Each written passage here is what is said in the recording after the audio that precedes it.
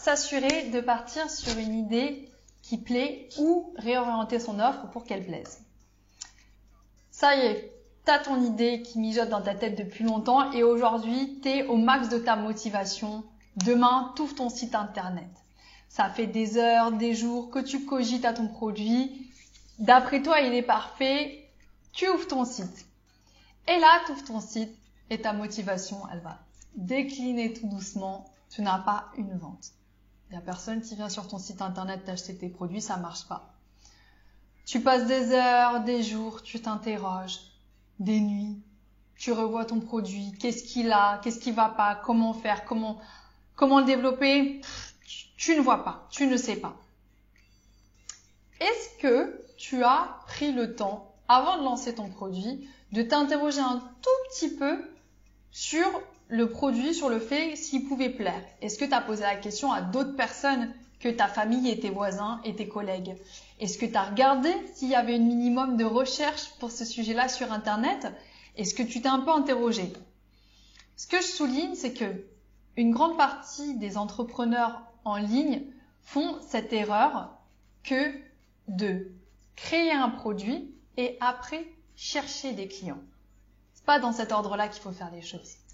Il faut regarder les demandes qui existent, les problématiques des gens et créer un produit face à ça. Il faut pas le faire dans l'autre sens, sinon c'est trop compliqué. L'ordre le plus fluide pour faire une boîte qui fonctionne, c'est d'observer les problématiques, là où il y a de la demande, là où il y a de la recherche. Regardez si toi en face, tu te sens pertinent à apporter une solution, si tu sens que tu peux apporter de la valeur sur ce sujet-là et créer une offre, mais pas dans l'autre sens. On ne fait pas un produit parce que il te plaît, tu crées un produit parce qu'il y a une demande. Il y a des gens qui ont un besoin, il y a des gens qui ont un problème, il y a des gens qui ont une envie, il y a des gens qui ont un sujet qui les intéresse. Tu vas répondre à ces attentes-là. Et là, ton développement va être fluide. Je te donne un exemple pour faire une métaphore. C'est une idée, ça n'existe pas, mais par exemple, tu adores les pâtisseries australiennes. Toute ta famille les adore. C'est souvent ça le point de démarrage de beaucoup de créateurs d'entreprises. Il y a un sujet qui les passionne, qu'ils adorent, toute la famille adore, donc ça va marcher. Donc voilà, tu es fan de pâtisserie australienne, tu es persuadé que ça va cartonner. Alors tu te dis, écoute, il y a un marché en bas de chez toi et tu vas aller ouvrir un stand de pâtisserie australienne. Tu as observé, il y a déjà un fromager, il y a déjà un boucher. Il n'y a pas de pâtisserie australienne, ça ne peut que réussir. Si je souligne cette réflexion-là, c'est que c'est la réflexion de beaucoup de créateurs d'entreprises. Beaucoup de créateurs d'entreprises se disent ça n'existe pas, c'est unique, c'est original, ça va marcher. Un business ne marche pas parce qu'il est original, parce qu'il est unique, parce qu'il est créatif. Un business, il fonctionne parce qu'il répond à une demande. Faut pas chercher à être créatif, faut pas chercher à être unique, faut chercher à coller parfaitement à l'attente d'une cible. Donc, je reviens à mon histoire de pâtisserie australienne. Voilà, donc tu passes des heures, des jours, des semaines à créer ta recette, à la peaufiner. Tu vas acheter tout pour te faire un magnifique stand, t'es au top.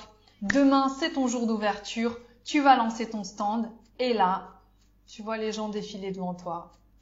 Il n'y a pas une personne qui vient s'arrêter, il n'y a pas une personne qui t'achète des produits. 0 pointé, 0 vente, tu rentres chez toi, tu replies tes affaires dans ta Twingo, tu rentres à la maison, tu es dépité. Qu'est-ce qui s'est passé? Qu'est-ce qui s'est passé? Tu t'es pas interrogé sur l'opportunité que pouvait avoir ton produit. Est-ce que ton produit, il peut intéresser des gens? La connaissance de la cible, c'est essentiel. Et je ne parle pas de demander à ses voisins et à ses collègues s'ils aimeraient bien le produit. Il faut aller un petit peu plus loin que ça et aller voir comprendre les attentes de cette cible-là. Là, par exemple, dans mon histoire, tu es allé sur ce marché-là. Est-ce que tu t'es interrogé sur les attentes des personnes qui viennent sur ce marché-là? Est-ce que tu t'es demandé ce que ces gens sur ce marché-là aimaient comme produit? Tu n'aurais pas pu gagner du temps en allant voir par exemple le responsable du marché et lui demander quelles sont les opportunités qu'il y a sur ce marché d'après lui? Est-ce que les pâtisseries australiennes pourraient plaire? Est-ce qu'il y a des produits que les gens cherchent absolument sur ce marché pour lesquels ils ne trouvent pas de marchands? Et quels sont par exemple les marchands qui vendent le plus, les produits qui se vendent le plus? Et est-ce qu'il y a assez d'offres en face? Et là, en fait, ça t'aurait permis de pressentir des produits qui pouvaient bien se vendre sur ce marché. Bon, tu l'as compris, en fait, le marché, c'est une métaphore. Le marché, pour moi, c'est Internet. L'idée, c'était de te montrer, en fait, que Internet, c'est un grand marché. Il faut pressentir, découvrir les opportunités qu'il y a dessus. Alors maintenant, si je te disais qu'il y a la possibilité de trouver la liste des produits qui se vendent le mieux sur Internet, la liste des produits les plus recherchés, la liste des produits avec le moins de concurrence, et tout connaître, le coût pour développer la communication. Est-ce que ça t'intéresserait de découvrir ça et de développer donc du coup des produits pour lesquels il y a une forte demande et pour lesquels il y a peu de concurrence? Et sur Internet, pas de manière aussi simpliste qu'une liste, mais c'est possible.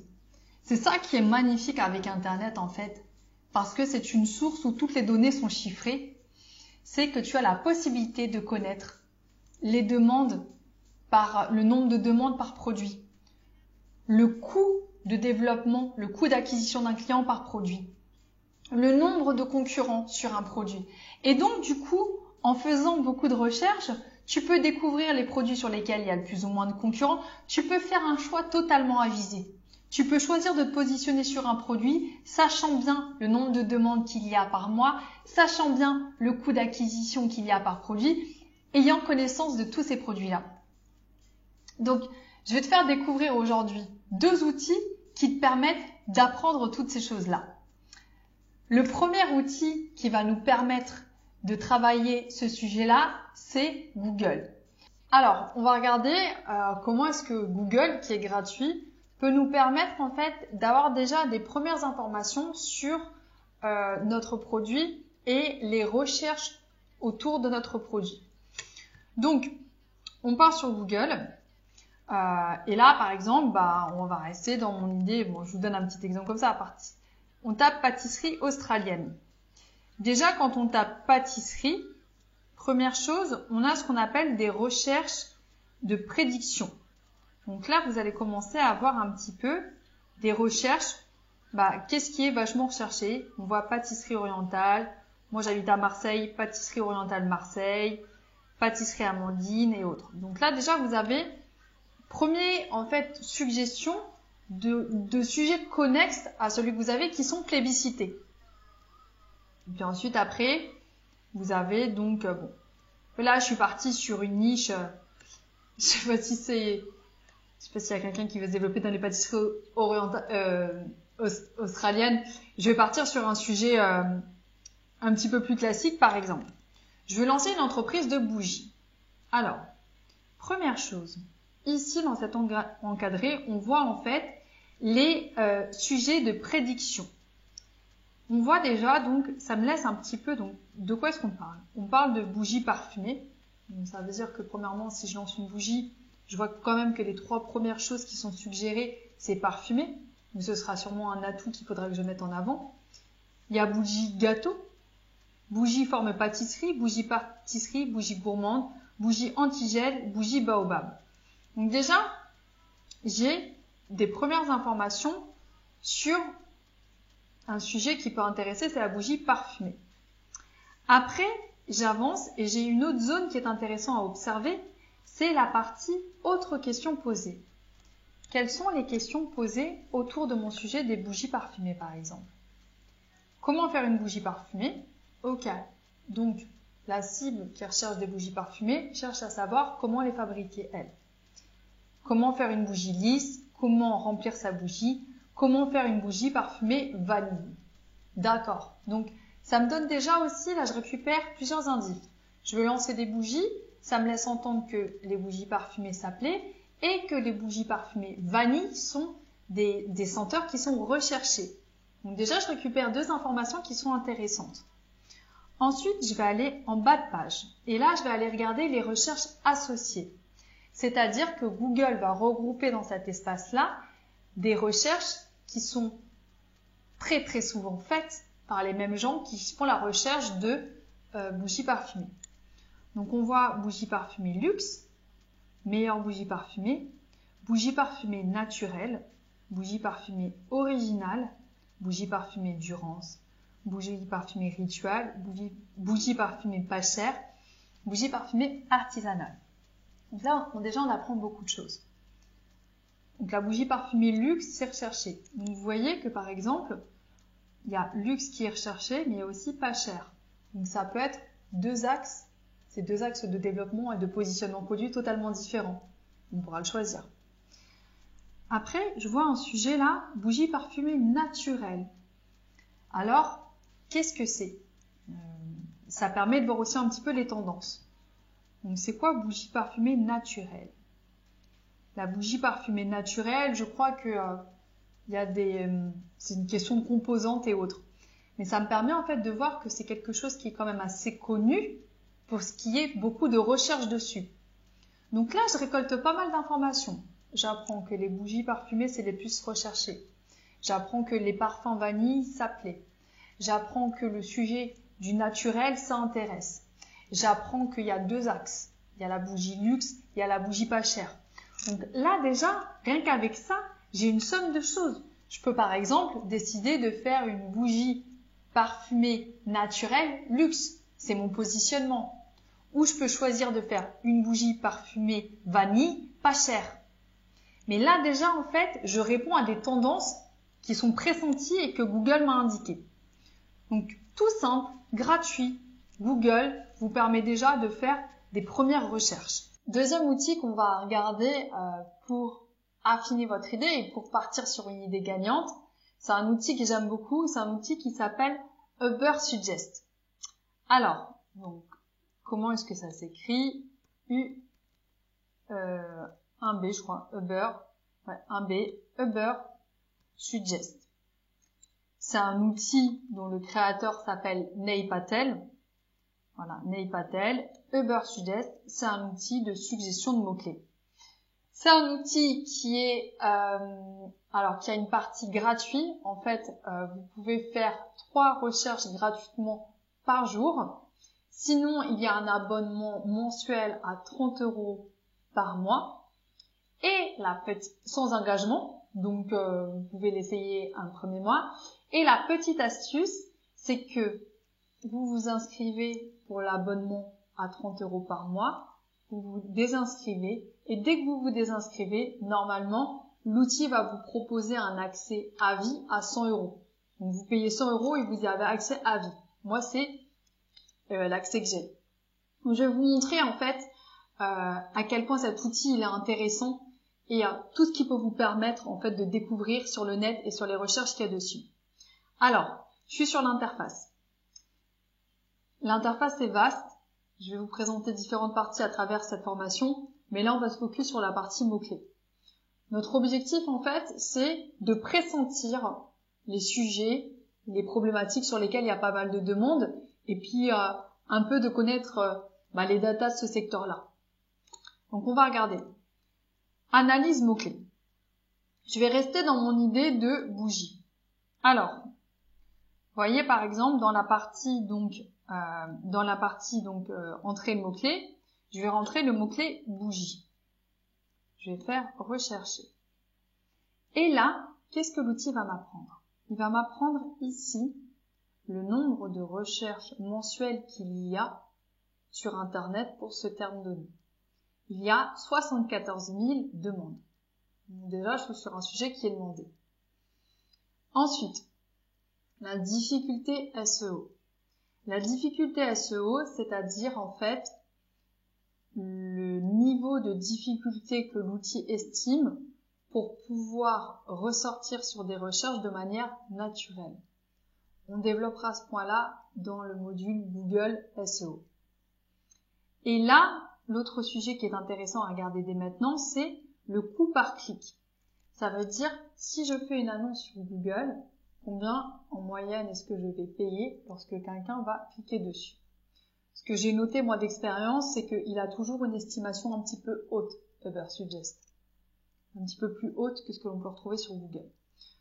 Donc déjà une première chose, ici j'ai donc ce que je regarde, le volume et le coût en fait, si je veux faire de la publicité sur Google dessus. Ensuite, autre chose qui est intéressant à regarder, le volume de recherche. Je vois que là, le pic des ventes, clairement, c'est décembre.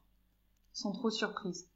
On voit que ça monte de manière croissante de septembre, octobre, novembre, décembre. Donc, si je veux lancer une entreprise de bougies, je sais que la période où mon site internet, mon offre doit être magnifique et parfaite, ce sont les périodes octobre, novembre, décembre, où là, il y a vraiment un pic de commandes. Ensuite, après, j'ai, ce qui est intéressant, ici, j'ai la tranche d'âge des internautes qui effectuent ma recherche. Donc, ça me donne un petit peu une idée du profil des personnes qui recherchent. Je vois que le plus gros pourcentage de recherche s'effectue, il y a 40% des recherches, des personnes de 35 à 44 ans.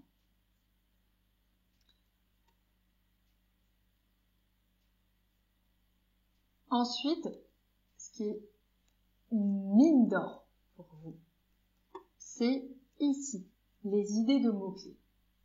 Là, en fait, vous avez votre idée de base, et ici, dans cette colonne-là, mots-clés, vous allez découvrir des suggestions que l'outil va vous proposer de sujets qui sont beaucoup tapés.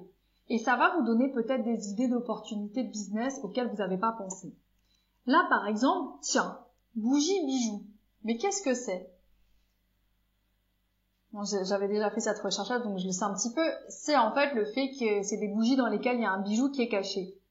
Par exemple, ça, c'est une idée. Et on voit que c'est vachement recherché. Il y a 27 100 recherches sur ce sujet-là par mois.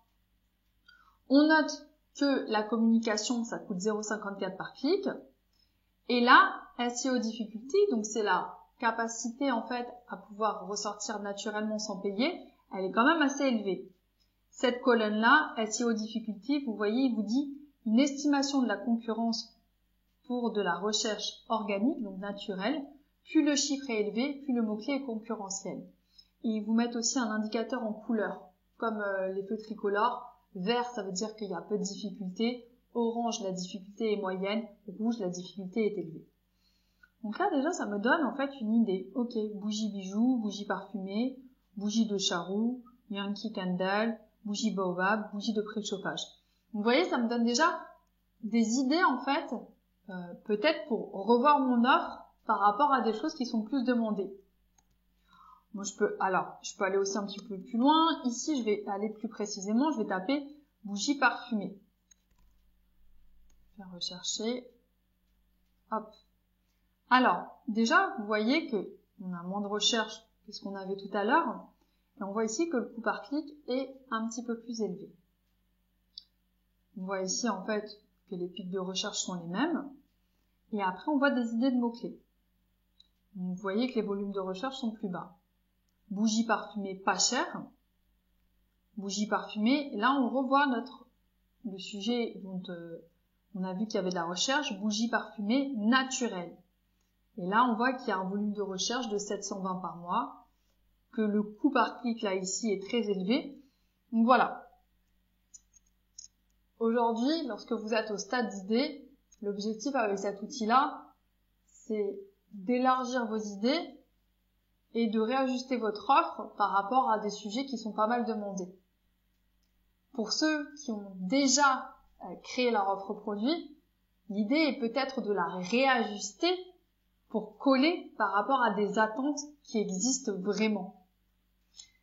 Lorsque vous cliquez ici, voir toutes les idées de mots-clés, vous allez voir un listing de mots-clés apparaître beaucoup plus important. Voilà. Et vous avez aussi, voilà, donc là vous allez regarder. Vous avez aussi une partie qui s'appelle en relation, où là on va pouvoir donc découvrir des mots-clés en relation. Coffret bougie parfumée, une bougie parfumée naturelle. Voilà.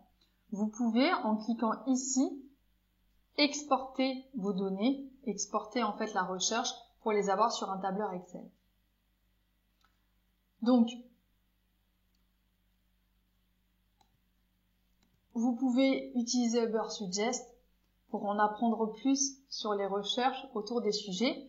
Et puis, je vous invite même à vous balader tout simplement sur Ubersuggest et à découvrir, vous allez peut-être trouver des super opportunités de business auxquelles jusqu'à là vous n'avez pas pensé.